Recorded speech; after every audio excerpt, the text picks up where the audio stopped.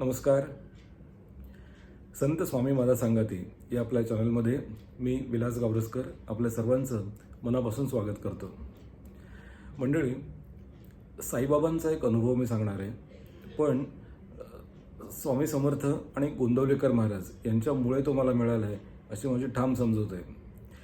हे गुरु लोक ना, त्यांचं नेटवर्किंग किती स्ट्रॉंग असतं हे आपण मागच्या अनेक व्हिडिओजमध्ये बघत आलेलो आहेत. एखाद्या फरार व्यक्तीला सापळा रचून अगदी खूप टॅक्टफुली आणि चतुराईने पकडावं, तसं हे गुरु लोक तुम्हाला बरोबर काही माणसांची भेट घालून देतात, काही अनुभव तुम्हाला देतात आणि तुम्हाला अनुभव संपन्न करतात. आणि तुम्हाला हे म्हणावंच लागतं की हो, नक्कीच हे सगळं गुरूंमुळे शक्य होतं किंवा गुरूंचं नेटवर्किंग खूप स्ट्रॉंग आहे. ते म्हणण्यापलीकडे आपल्याकडे दुसरं ऑप्शनच राहत नाही. आता बघा, साधी गोष्ट आहे. सांताक्रूज रेल्वे स्टेशनवरती संध्याकाळी मी माझ्या ट्रेनची वाट बघत होतो आणि तेवढ्यात पैसे मागण्यासाठी एक छोटासा मुलगा माझ्यासमोर आला. खूप चुणचुणीत मुलगा होता तो. कुणालाही बोलावंसं वाटेल असा छान हसरा खेळकर असा तो होता. आणि मलाही अशा मुलांशी बोलायला खूप आवडतं. म्हणून माझ्याकडे जो खाऊ होता तो खाऊ मी त्याला देण्यासाठी हात पुढे केला आणि आम्ही थोड्याशा गप्पा मारल्या. तेवढंच एक निमित्त झालं आणि एक सरदारचे गृहस्थ होते, त्यांनी ते बघितलं. आलेच समोर आणि त्यांनी सांगितलं की हे खूप चांगलं काम करतोय आणि मला आवडतं. मी स्वतः काही NGOजमध्ये काम करतो आणि त्यामुळे मला अशी संवेदनशील माणसं खूप बरी वाटतात. तर आपण एक काम करूया, आपण नंबर एक्सचेंज करूया. कदाचित माझ्या NGOजमध्ये काही काम असेल तर मी तुला नक्की सांगेन पुढे. म्हटलं ठीक आहे, मलाही आवडेल ते, पण मी व्हॉलंटरी असं करतो म्हटलं. मी काही असं तिकडे नोकरी करायची, काम करायचं म्हणून ते काही करत नाही. तर आणि मी केव्हा सांताक्रूजला येत पण नाही खरं म्हणजे. आज योगायोगाने असं झालं की माझं वाकोल्याला काम होतं, तर म्हणून मी आलो होतो. तर ते म्हणाले मी वाकोल्यालाच राहतो. मग वाकोला कुठे काय वगैरे त्या गोष्टी झाल्या आणि 3-4 गोष्टी अशा योगायोगाच्या जुळून आल्या की ते तिथेच काम करतात माहीममध्ये. पण सांताक्रूजला माझं येणं फार रेअर होतं. पण एका माझ्या मित्रामुळे मी आलो होतो आणि हे सगळं असं खूप नाट्यमयरित्या घडलं. त्या काही 5-1 मिनिटाच्या काळामध्ये नंबर एक्सचेंज झाले आणि आम्ही घरी आलो. काही दिवसानंतर मला त्यांनी एक फोन केला आणि ती आठवण सांगितली की आपण सांताक्रूजला भेटलो होतो, तर आता एक काम कर, तुला शक्य असेल तर तू बँड्रा किंवा माहीम भागामध्ये मला भेट, काही महत्त्वाचं बोलायचं आहे. म्हटलं ठीक आहे. मग परत स्टेशनवर भेटल्यानंतर त्यांनी सांगितलं की अरे, पंजाबवरून माझा एक आमच्याच कम्युनिटीचा म्हणजे मित्र वगैरे नाही, पण एक सरदार आलेला आहे आणि तो नवीन आहे मुंबईमध्ये. त्याला काहीही माहिती नाही आहे. हे सगळं कसं करायचं, काय करायचं, ईस्ट एजंट त्याला माहिती नाही आहेत किंवा आपल्याला या मोठ्या महानगरामध्ये कोणीतरी फसवेल असं त्याला सारखं वाटतं. त्यामुळे त्याला त्याच्या कामांमध्ये मदत पाहिजे, तर तू ते करावीस असं मला वाटतं. तर मी म्हटलं मला ते नाही शक्य होत ते, कारण एकतर ते पंजाबी आहेत आणि कुठून आलेले आहेत काय आपल्याला काही माहिती नाही आहे. आणि परत एक अविश्वासाचा भाग असतो. तसं मी थेट त्यांना सांगितलं नाही, पण एकंदरीत असं माझी नाराजी मी व्यक्त केली. पण त्यांनी सांगितलं हे बघा, आता असं आहे की ते आपले पाहुणे आहेत, आपल्या शहरामध्ये ते आलेले आहेत आणि मीच केलं असतं हे नाही. पण मी आता अमृतसरला जातो आहे, तिथे माझं कोठी बांधण्याचं काम चालू आहे. ते पंजाबी लोक त्यांचं बंगला कोठी जे बांधतात ते काम चाललेलं होतं. तर तो म्हणाला की मी आता 1.5-2 महिने काही परत येणार नाही, तर तेवढ्यात त्यांचा खोळंबा होऊ नये म्हणून तू हे कर आणि तू काही पैशांची वगैरे काळजी करू नको. जर लागलेच तर मी तुला पैसे देईन, पण तू त्यांना मात्र अडचणीत आणू नको, असं ते म्हणाले आणि निघून गेले ते. मग आत्ता हे जे गृहस्थ होते तर त्यांना भेटण्याची वेळ होती. मग आम्ही एक स्टेशनवरती ठरवून भेटलो आणि त्यांनी सांगितलं की मला रेंटवरती आता सध्या मी राहतो आहे आणि पुढे पुढे मला काय काय करायचं आहे, कसं करायचं आहे, त्या सगळ्या ठिकाणी तुमची मदत लागेल. बँकेचे व्यवहार आहेत, काही मुलांचे शिक्षण आहेत, जॉब्स आहेत. आता हे सगळं आम्ही नवीन असल्यामुळे आम्हाला इथली काही माहिती नाही आहे. तर म्हटलं ठीक आहे. मी पटकन म्हणून गेलो, स्वामी करून घेतील सगळं. तर म्हणाले कोण स्वामी? तर म्हणाले कोण स्वामी असं नाही, पण एक आहेत म्हणजे आमचे गुरु आहेत म्हटलं ते, तर ते नक्की करतील हे सगळं. तर मग त्यांनी विचारलं आपण कसं, किती वेळ लागेल, काय लागेल. म्हटलं एकदा आपण स्वामींवर सोपवलं की सगळ्या गोष्टी होतील. तर मग ते म्हणाले की तू जर आध्यात्मिक किंवा तुला तसं आवड आहे देवाची किंवा तू हे सगळं परमेश्वरामुळे घडतं असं जर मनाची समजूत करत असशील तर माझी बायको साईबाबाची भक्त आहे. तर त्यामुळे तू घरी आलास तर मग आपण चांगल्या पद्धतीने बोलूया. ठीक आहे म्हटलं. आणि ज्यावेळेस घरी गेलो त्यावेळेस ती अगदी भाबडी अशी त्याची पत्नी होती. त्यांनी सांगितलं की साईबाबांना खूप मी मानते. माझ्या लहानपणी आम्ही अमृतसरहून इथे आलो होतो शिर्डीमध्ये आणि आम्ही दर्शन घेतलं होतं. तर मला अधूनमधून असे स्वप्न पडतात किंवा ते स्वप्नात काहीतरी मला सांगतात किंवा हे करतात. पण आता या बाबतीमध्ये असं होतं आहे म्हटलं की मला खरंच कळत नाही आहे. साईबाबांनी मला कुठलाही दृष्टांतही दिला नाही किंवा स्वप्नही पडलं नाही मला. त्यामुळे काळजी वाटते. पण आता तुम्ही आलात ना तर असं वाटतं की आता काम होणार माझं. आता मी साईबाबांना परत प्रार्थना करते. असं आमचं बोलणं झालं. पण हे सगळं असं अगदी हवेत गोळीबार केल्यासारखं होतं. त्यांच्यावर माझा विश्वास नव्हता तेवढा, खरं सांगायचं तर.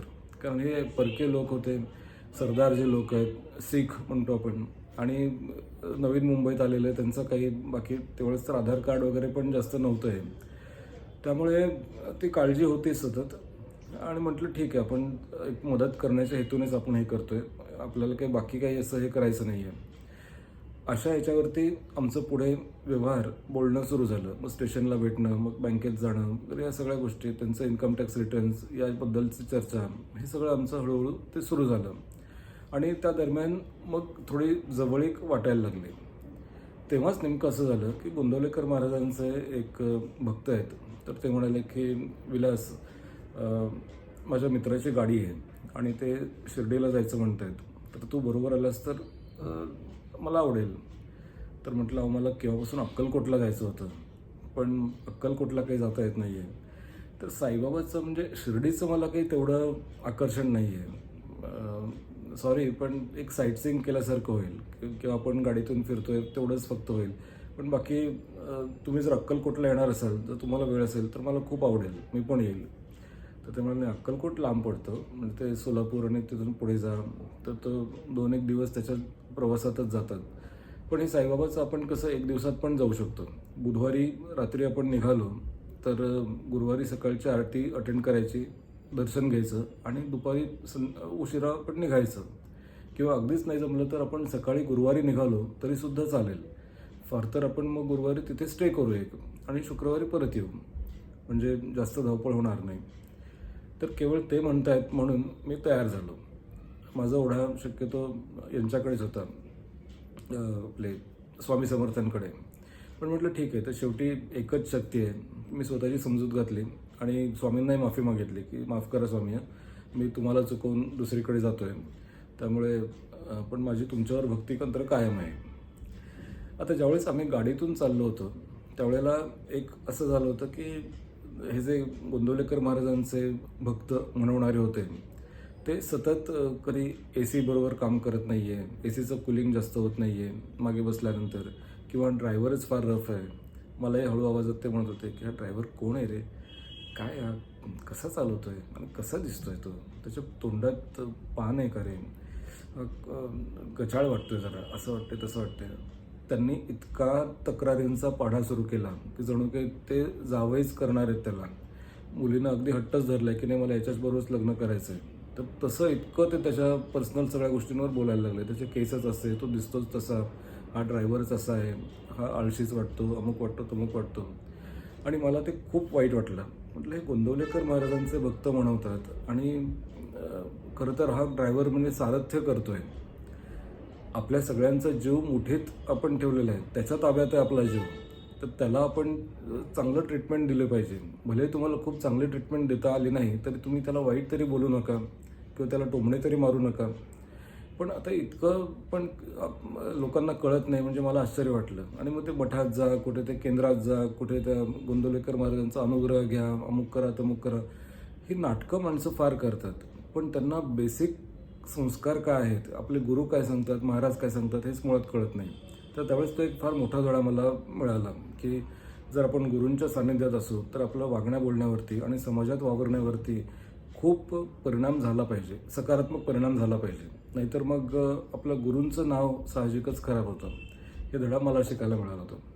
व तिथे साईबाबांचं दर्शन घेतलं आणि साईबाबांना मनापासून प्रार्थना केली. कारण त्यावेळेस इमिजिएट यांचं काम डोक्यात चाललेलं होतं आणि जे अडीअडचणीचे लोक आहेत, जे माझ्या संपर्कात आहेत, तर त्यांच्यासाठी सतत प्रार्थना माझ्या चाललेल्या असतात. तर साईबाबांनाही प्रार्थना केली की ते बिचारे मुंबईत नवीन आहेत आणि कृपया त्यांना मार्गदर्शन करा. माझ्याकडनं होऊ देत किंवा दुसरीकडनं होऊ देत, पण त्यांचं काम व्यवस्थित होऊ देत. त्या विचारांना कोणाला हे करू नये. मला तोपर्यंत लक्षात आलं होतं की खूप साधे लोक आहेत, ते आहेत सरदार, पण तसं बघितलं तर पापभिरू आहेत. कोणाचा आधीमध्ये नाही किंवा काही नाही, असं सज्जन आहेत. तर त्यामुळे त्यांना कुठलीही अडचण येऊ नये असं सगळी प्रार्थना म्हणजे चालू होती. ज्यावेळेस नंतर आम्ही भेटलो त्यावेळेस त्यांना सांगितलं मी की मी साईबाबाला जाऊन आलो, त्यावेळेस तुमच्यासाठी पण प्रार्थना केली, असं केलं. तर ते चेहरे असे एवढेसे करून बसले होते. ते म्हटले की इथे अहो कसं असं म्हणताय की कुठलीच गोष्ट पैसे दिल्याशिवाय होत नाही. न बँकेचं लोन पैसे दिल्याशिवाय होतं, न ITR पेपर्स खूप पैसे दिल्याशिवाय होतात, तर काहीच खूप पैसे दिल्याशिवाय होत नाही. आणि आमच्याकडे तर पैशांची खूप तंगी आहे.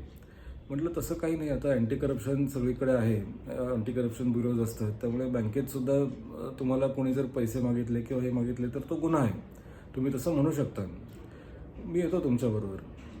आणि असं आमचं बोलणं होत होतं बहुतेक वेळेला. आणि मला चांगलं आठवतं आहे की आम्ही बँकेत गेल्यानंतर जवळपास आठवड्याभरात त्यांचं लोन सँक्शन झालं. त्यांनी जे सांगितलं होतं ते, त्यांचे 3 वर्षाचे ITRs फाईल केले गेले. त्यांना बाकी मग रेशन कार्डचं वगैरे ज्या काही गोष्टी आहेत त्या सगळ्या गोष्टींचा असिस्टन्स त्यांच्या एरियामध्ये ताबडतोब मिळाला. आणि त्यांच्या घराचं सुद्धा काम सुरू झालं. अंडर कन्स्ट्रक्शन होतं ते, पण तिथे ते काम सुरू झालं. आणि त्यामुळे त्यांचा माझ्यावरचा विश्वास साहजिकच खूप वाढला. मग ते घरोबा जास्त वाढला. आणि मग त्या सिंग जे आहेत, कुलदीप सिंग, त्यांच्या पत्नी म्हणाल्या की मला साईबाबा तसे स्वप्नात येतात, पण कित्येक महिने झाले स्वप्नात आले नाहीत. पण मुंबईत ज्यावेळेस आम्ही तुम्हाला भेटलो त्यावेळेला असं वाटलं की साईबाबांनीच हे कुणाला तरी पाठवलं असेल, कारण आम्हाला कुठेही जाणवलं नाही की तुम्ही फसवेगिरी करता किंवा तुमच्या डोळ्यांमध्ये काहीतरी खोट आहे किंवा तुमचा उद्देश काहीतरी वेगळा आहे. ह्या सगळ्या प्रोसेसमध्ये आम्हाला मदत करणं आणि आमच्यासाठी प्रार्थना करणं हे तुम्ही मनापासून करत होतात, ते आम्ही बघत होतो. म्हटलं मलाही बरं वाटलं ते सगळं झालं ते. पण छान वाटलं की एखाद्या चांगल्या कुटुंबाला आपण एक मुंबईमध्ये मदत केली. आणि नंतर मग तो घरोबा खूप वाढला. म्हणजे अजूनही ते व्हिडिओज आपले आवर्जून बघतात. ते स्वामी स्वामी करतात. कधी फोन केला तर स्वामींच्या गप्पा वगैरे आम्ही करतो.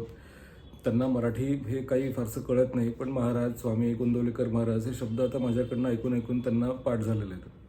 तिकडे अमृतसरला पण त्यांनी बोलावलं होतं मला, तिथेही जाण्याचा योग आला होता. आणि एकंदरीतच हे गुरूंचं नेटवर्किंग हे अशा प्रकारचं असतं.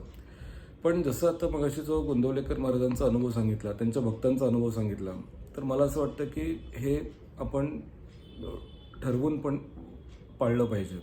आपलं वागणं, आपला व्यवहार हा आपला खूप महत्त्वाचा आहे.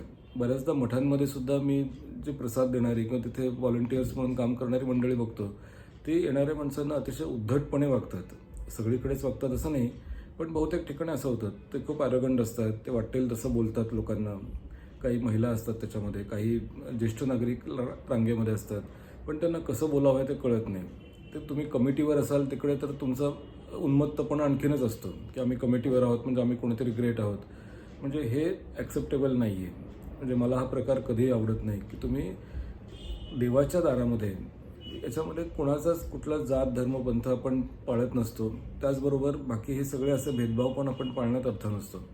मगाच त्याचे गृहस्थ मी सांगितले की जे वाटेल तसं ड्रायव्हरला वगैरे बोलत होते.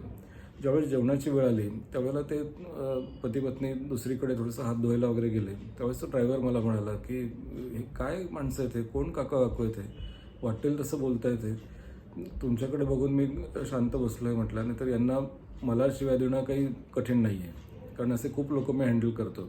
पण असं वाटतं की चला ठीक आहे, तुम्ही साईच्या दर्शनाला जात आहे त्यामुळे कुठे आपण यांचं हे करायचं, पण यांना सांगा जरा, हे जर ते देवादेव करतायत किंवा दर्शनाला जात आहेत तर कसं लोकांशी बोलावं हे तरी कळलं पाहिजे.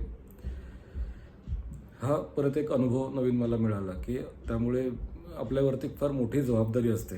त्यामुळे मी कोणती सेवा करू स्वामींची, मी मठात कधी जाऊ किंवा मी गुरुवारी काय करू, उपास किती करू, या सगळ्या गोष्टी माझ्यासाठी पण गौण आहेत, खरंच गौण आहेत. आणि तुमचं वागणं व्यवहार हा जर चांगला नसेल तर मग ह्या सगळं नाटक करण्याला काही अर्थ राहत नाही. साईबाबांचा मला तर खरंच एक असं वाटतं की एक संपूर्ण हिंदुस्थानामधल्या वेगवेगळ्या भागांमध्ये साईबाबांची भक्ती आवर्जून केली जाते. म्हणजे मागे एकदा कदाचित मी उल्लेख केला असेल, चेन्नईचे श्रीधर म्हणून आहेत. ते साईबाबांचे भक्त आहेत आणि वर्षातून 3 वेळेला ते साईबाबांच्या दर्शनासाठी शिर्डीमध्ये येत असतात. पुढे कधीतरी त्यांचा उल्लेख मी नक्की करीन, त्याच्यावर एक वेगळा व्हिडिओ करेन मी. आणि आंध्र प्रदेश, तमिळनाडू किंवा पंजाब तिथूनही साईबाबांच्या दर्शनाला लोक येतात. तर ही श्रद्धा ही आपल्याला खूप एक प्रेरणा मिळते, जगण्याचं कारण असतं ते. त्यामुळे श्रद्धेनं जर आपण कुठलंही काम केलं तर ते जास्त चांगलं. मला एखादं फळ मिळाल्यानंतर मी भगवंतावरती श्रद्धा ठेवीन असं म्हणण्यापेक्षा एखादी गोष्ट श्रद्धेनं जर तुम्ही करायला लागलात ना, तर त्यात कुठे ना कुठेतरी तुम्हाला यश मिळतं. कदाचित तुम्हाला हेलकावे खावे लागतात, कदाचित अडथळे येतात, पण त्या सगळ्या अडथळ्यांमध्ये सुद्धा तुमचे गुरु किंवा ही शक्ती जी आहे, जे तुमची श्रद्धास्थान आहे, ते तुम्हाला कुठेतरी ते तारत असते. आणि शेवटी आपण म्हणतो प्रारब्ध, दैव, नशीब, कर्म, तुमच्या वाट्याचं जे आहे, जेवढं आहे ते 100% तुम्हाला मिळणार आहे. पण ते मिळवण्यासाठी तुम्ही कुठलाही वाममार्ग पत्करू नये, तुम्ही कुठेही भरकटू नये किंवा कुठल्याही मोहात पडू नये, याची काळजी तुमचे गुरु तुमच्यासाठी घेत असतात. पुन्हा नवीन अनुभवांसह नवीन व्हिडिओमध्ये भेटूया. तोपर्यंत नमस्कार.